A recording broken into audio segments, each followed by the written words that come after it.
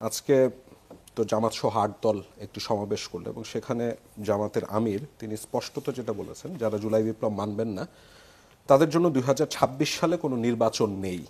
এবং তিনি বলেছেন যে আমাদের দাবি কম কিন্তু খুব সুস্পষ্ট, জুলাই বিপ্লবকে স্বীকৃতি দিতে হবে, আর জুলাই বিপ্লবকে স্বীকৃতি দিতে হলে জুলাই সনদের আইনি ভিত্তি দিতেই হবে। এই আইনি ভিত্তি ছাড়া কোনো নির্বাচন অনুষ্ঠান হওয়ার কোনো সম্ভাবনা নেই।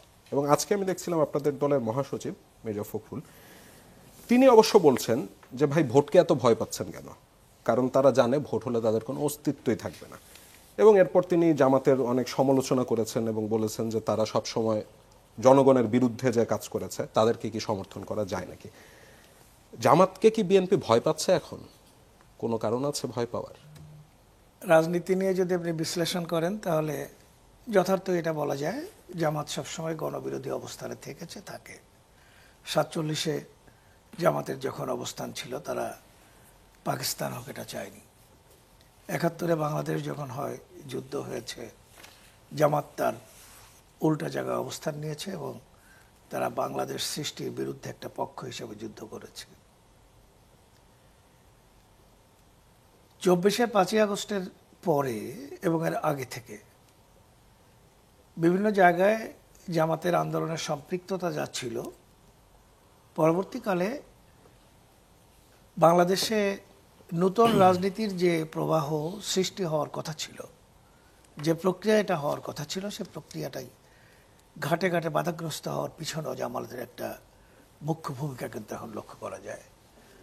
একটা দীর্ঘ সময় ধরে আমরা যেটা দেখেছি, আমাদের জাতীয় ঐক্যমত্যের যে বৈঠকগুলো, সেখানে আমাদের এই দুই নেতা দুটি দলকে প্রতিনিধিত্ব করেছেন, সেখানে তারা নিয়মিত কথা বলেছেন, কথা শুনেছেন এবং দীর্ঘ সময় ধরে তাদের আলাপ আলোচনার মধ্য দিয়ে একটা জাতীয় সনদ তারা যে নাম দিয়েছেন, হয়তো একটু আগে সাকিব ভাই বললেন যে এখনো পর্যন্ত সেই নামটাও আসলে নির্ধারণ করা হয়নি, নামটা কি হবে।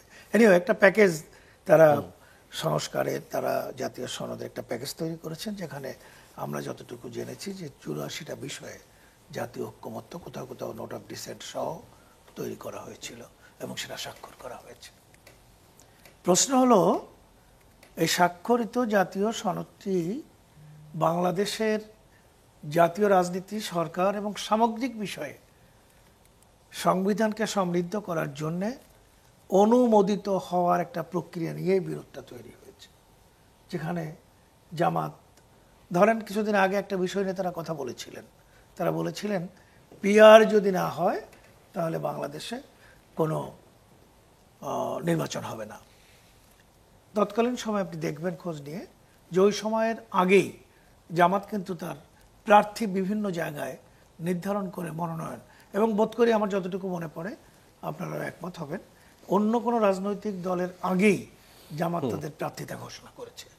তাহলে একদিকে তারা বলছে যে এটা যদি না হয় তাহলে আমরা নির্বাচনে যাব না, আর একদিকে দলীয়ভাবে প্রার্থী মনোনয়ন দিয়ে সেই প্রার্থীকে মাঠে নামিয়ে দেওয়া হচ্ছে ভোটের জন্য। তাহলে এই যে স্ববিরোধী, এই যে দ্বৈত অবস্থান, এই অবস্থানটি একটি রাজনৈতিক দলের জন্য জনগণের কাছে কতটা ভয়াবহ হতে পারে, এটা এই অবস্থান তৈরি করে জামাতের কি লাভ? এটা জি, এই অবস্থান তৈরি করে জামাতের কি লাভ? এটা তাদের এক ধরনের কৌশল, যেটাকে আমি বলি এক ধরনের অপকৌশল, বিভ্রান্তির তারা করে, যেটা অ্যাচিভ করতে চায়, যেটা আমার ধারণা যেটা তারা করেছে। যেমন ধরেন জামাত বিভিন্ন জায়গায় তাদের কোনো সাংগঠনিক একদম খুব সুস্থ নির্ধারিত কিছু জামাতি ক্যাডার ভিত্তিক সংগঠন গড়ে তোলা ছাড়া সাধারণ জনগণের মধ্যে তাদের কোনো ভিত্তি ছিল না, নাম্বার 1। নাম্বার 2 হলো, তারা আপনি দেখবেন খোঁজ নিয়ে যে জামাত এই সময়টাতে তারা বিভিন্ন মন্দিরে, পূজার স্থলে যেখানে যে হাজির হয়েছে, এমনকি কোথাও কোথাও পূজার শ্লোক তাদের বিভিন্ন হুজুর মাথায় টুপি দিয়ে উচ্চারণ করে করে তারা এমন একটা আবহাওয়া তৈরি করার সৃষ্টি করেছে যে তাদের কাছে কোনো ধরনের ধর্মীয় দল, কোনো ধরনের লেবাস যাই আমরা থাকি না কেন, আমরা অসাম্প্রদায়িক একটা চরিত্র নিয়ে এখন বাংলাদেশের রাজনীতি করতে চাই। এই যে প্রক্রিয়াটি তারা করেছে, এই প্রক্রিয়াটি একজন প্রার্থী নিয়ে মাঠে নেমে যাওয়া এবং মাঠে জনগণের মধ্যে নিজেদের অবস্থানটাকে পাবলিকলি করে দেওয়া, এই কৌশলটাকে তারা কাজে লাগিয়েছে। কারণ অন্য কোনো রাজনৈতিক দল যখন প্রার্থী দিতে পারছে না, এককভাবে তাদের একজন প্রার্থী যদি মানুষের মধ্যে ঢুকে যায়, তাহলে তাদের ধারণা জনগণের মধ্যে জনসম্পৃক্ততা তারা বাড়াতে পারবে এবং সেই লোকগুলি তাদের পক্ষে চলে আসবে। ভোট যেটা একটু আগে বলছিলেন যে ফ্লোটিং যারা, এই ফ্লোটিং পিপুলের একটা অংশ দেখবে যারা প্রতিনিয়ত মানুষের কাছে যাচ্ছে, অমুকের পক্ষে ভোট দেন, অমুক মার্কায় ভোট দেন এবং অমুক জায়গায় ভোট দিলে জান্নাতে যাওয়া যাবে ইত্যকর কথাগুলো, এগুলো বলে জনগণের মধ্যে ঢুকে যাওয়ার যে প্রচেষ্টা, এই প্রচেষ্টাটি তারা করেছে। এবং তারা করে করে এক পর্যায়ে এসে দেখেন, সবার আগে আবার তারাই বলছে যে জাতীয় সনদ যদি আইনি ভিত্তি না পায় তাহলে বাংলাদেশে কোনো নির্বাচন হবে না।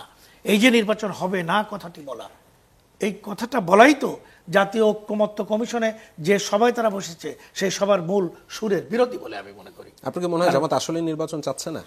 অবশ্যই আমি মনে করি যে আমার সবার আগে নির্বাচন চাচ্ছে। আচ্ছা, এটা তাদের একটা কৌশল, এটা এই কৌশল। আমার দুই ধরনের সন্দেহ আছে। এক ধরনের সন্দেহ হচ্ছে জামাত হয়তো গোপনে কখনো বিএনপির নেতাদের কাছে কয়েকটা সিট চেয়েছিল যে সিটের পরিমাণ 50-এর উপরে হবে বা সকানে কবে। এটা তো অভিযোগ, মানে তথ্য প্রমাণ নেই। বিএনপিটা এটা আমার সমস্যা কি? বিএনপি রাজি হয় না। আপনাদের জামাতকে অতীতে সিট আমরা মানে সংসদের রাজনীতি তো জামাতের বিরুদ্ধে করেছে, কেন প্রয়োগ করেছে?